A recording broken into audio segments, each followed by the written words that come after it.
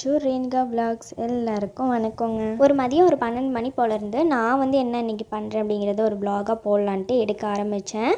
காலையில் தரிசிலேருந்து மாட்டை எல்லாத்தையும் அழைச்சிட்டு கொண்டு நிழலில் கட்டிட்டு, சரி இங்கேயே கொண்டு அப்படியே தட்டையை போட்டுடலாம் அறுத்து பக்கத்துலேன்ட்டு தட்டையை ஒரு 4 நாளாகவே இங்கே தாங்க கட்டி அப்படியே அறுத்து போட்டுட்ருக்கோம்.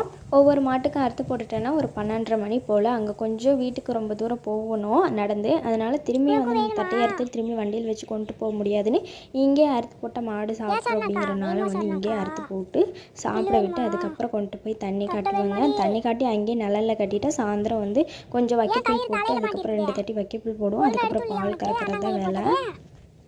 இது எங்கள் மாடு சொர்ணாக்கா தான். பெரியப்பாங்க பில்லு போட்டுப்பாங்க. அதனால நான் அதுக்கு போடாமல் இருக்கேன். நான் இதுங்களுக்கு போட்டனால அது அங்கேருந்து பார்க்குது இதுங்க திங்கிறதையே. சேனையே சேராமல் இருக்குது. அதனால சொர்ணாக்காவை எங்கள் பெரியம்மா பிடிச்சிட்டு போயிட்டாங்க. இங்கே தாங்க இருக்குது அந்த மாடு.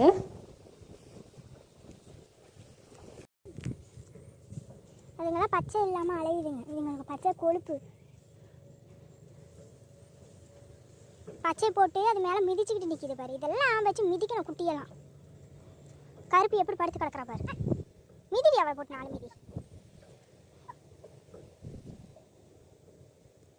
வயிறுக்கு அளவாக 10 பத்தாமல் போடணும். அப்போ தான் இதுங்களாம் அடங்கும். காலையில் ஆனால் மேய்ச்சல், மதியானம் தூக்க தண்ணியை குடிச்சிட்டு சாயந்தரம் ஆனால் மேய வேண்டியது. அது வழியெல்லாம் அறுத்துட்டோம்னா எனக்கு இன்னும் பட்டுருச்சு.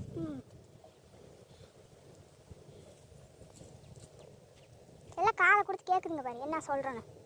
நாளைக்கு சந்தைக்கு பெரியமாங்க உளுந்த வெங்காயமாக பார்த்து புது வெங்காயம் அறுக்கலாம், கொஞ்சம் அறுத்துட்டு போகலாம் இரு அப்படின்னு சொன்னாங்க. சரின்ட்டு நான் ஃபஸ்ட்டு போகிறேன். அப்புறம் அம்மாவங்க வந்தாங்க. வந்ததுக்கப்புறம் போயிட்டு வெங்காயம் நடவு ஸ்டார்ட் பண்ணோங்க. மதியம் ஒரு மணி 2:30 மணி போல் இருக்குங்க. அந்த டைமில் மாட்டு தொட்டிக்கெலாம் தண்ணி விட்டு தவிடு போட்டு கோழிங்களுக்கு அரிசி போட்டு போனால் அது அப்படியே போய் வெங்காயம் நடலாம் அப்படின்ட்டு வேகமாக மாட்டு தொட்டிக்கு தண்ணி விட்டுட்ருக்கேன். அம்மாவும் பெரியமாவும் வெங்காயம் அரிஞ்சிட்டு வரேன்னு சொல்லியிருக்காங்க. அப்பா வெங்காய காட்டுக்கு தண்ணி பாய்ச்சிட்டு இருக்கிறாங்க. நடவு காட்டு. இங்கே ராமும் ஈர சொகத்துக்கு எதுக்கும் எப்படி வாழை மரத்துக்கு அடியில் எத்தப்பிச்சோட்டு குழியை பறித்து வச்சுருக்கிறான் பாருங்கள். நானும் சொல்லிகிட்டு இருக்கிறேன், நீ இப்படியே பறிடி, அதில் உன்னை வச்சு மூடி வச்சிட்றேன் அதுக்குள்ளே மண்ணுக்குள்ளே போட்டு அப்படின்னு சொல்லிக்கிட்டு தான் இருக்கிறேன்.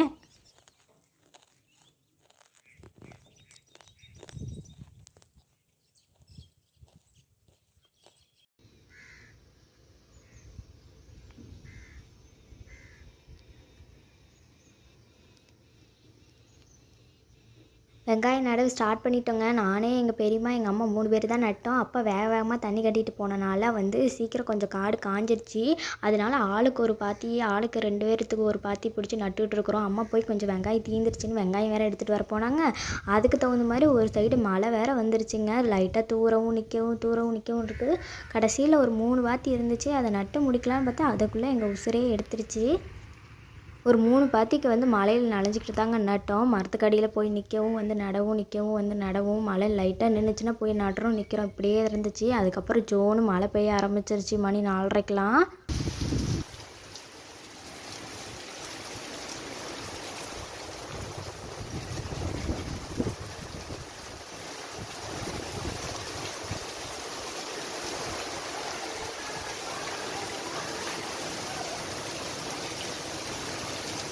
ஆட்டுக்குட்டியில் எங்கள் பெரியம்மாங்க வீட்டுக்கிட்ட அங்கே மேய்ஞ்சிக்கிட்டு இருந்துச்சுங்க. அப்புறம் போயிட்டு பிடிச்சிட்டு மலையிலெல்லாம் நனைஞ்சிருச்சு. அப்புறம் கட்டி வச்சுருந்தோம். கட்டி வச்சுட்டு எல்லாத்துக்கும் கண்ணுக்குட்டியும் கொண்டுட்டு தரிசுக்குள்ளே கட்டிட்டு எல்லாத்துக்கும் கொஞ்சம் சோளம் வச்சுக்கிட்டு இருந்தோம். சோளம் வச்சுட்டு அப்புறம் மாடு பால் கறக்கலாம். மழையில் நின்னதுக்கப்புறம் மாடு பால் கறக்கலாம் அப்படின்னு தண்ணி காட்டுறோம். ஒரு மாடு கூட தண்ணி குடிக்க மாட்டேங்குதுங்க.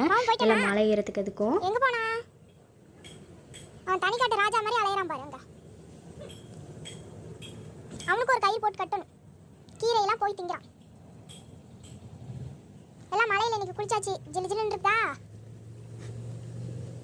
ஏ குட்டியே, என் பவுனுடி நனைஞ்சிட்டிங்களாடி நீங்களும்?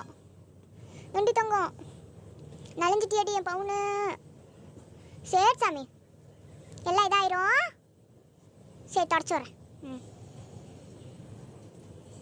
போய் பால் குடிக்கலாமா? அம்மாட்ட போய் பால் குடிக்கலாமா? போகலாமா? சரி போகலாம்.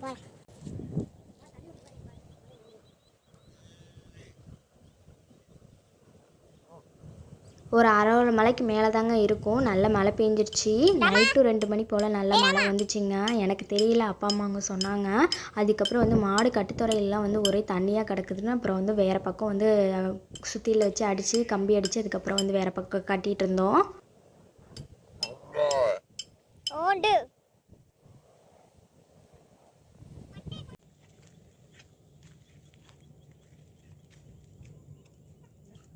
நம்ம பவுனும் ரவுடின்னாங்க இப்போ வந்து கறவை கறக்கிறோம். கண்மணியெல்லாம் கறவையை நிப்பாட்டியாச்சு. அதுக்கும் வந்து 7 மாதத்துக்கு பக்கமாக ஆயிடுச்சுங்க.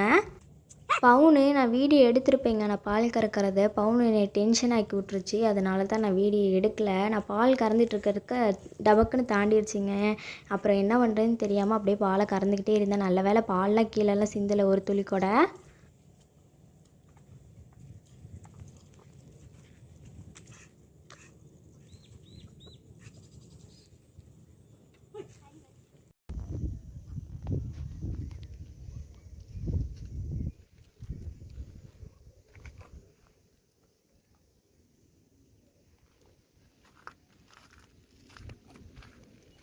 வீட்டை சுற்றி பூடு பசிரியாக இருந்துச்சுங்க. இந்த மழை பெஞ்சால் மட்டும்தான் இதெல்லாம் வந்து பிடுங்க முடியும். இல்லைன்னா வந்து அது பிடுங்குறது ரொம்ப கஷ்டம். சரி, மழை பெஞ்சனால இன்றைக்கி வந்து அதை பிடுங்கிடலாம் அப்படின்ட்டு ஓரளவுக்கு பாதி பிடுங்கி போட்டுட்டேங்க காலையிலேயே. அப்புறம் ஒரு 10 மணிக்கு போல் வேலையெல்லாம் முடிச்சுட்டு வந்து சமையல் வேலையெல்லாம் முடிச்சுட்டு அதுக்கப்புறம் கொஞ்சம் பிடுங்கிட்டு இருந்தேன். பூடு பசிரி இதெல்லாம் மழை நேரத்தில் வந்து பிடுங்கி போட்டுட்டாதாங்க நல்லாயிருக்கும், பார்க்கவும் நல்லாயிருக்கும். அதுவும் இல்லாமல் வந்து பூச்சி போட்டும் வந்து அண்டாமல் இருக்கும். சரிங்க, இதோட வந்து நான் வீடியோ முடிச்சுக்கிறேன். வீடியோ பிடிச்சிருந்தா லைக் பண்ணி சப்ஸ்கிரைப் பண்ணிக்கோங்க. மீண்டும் உங்களை புதிய வீடியோவில் சந்திக்கிறேன். டாட்டா, பாய் பாய்.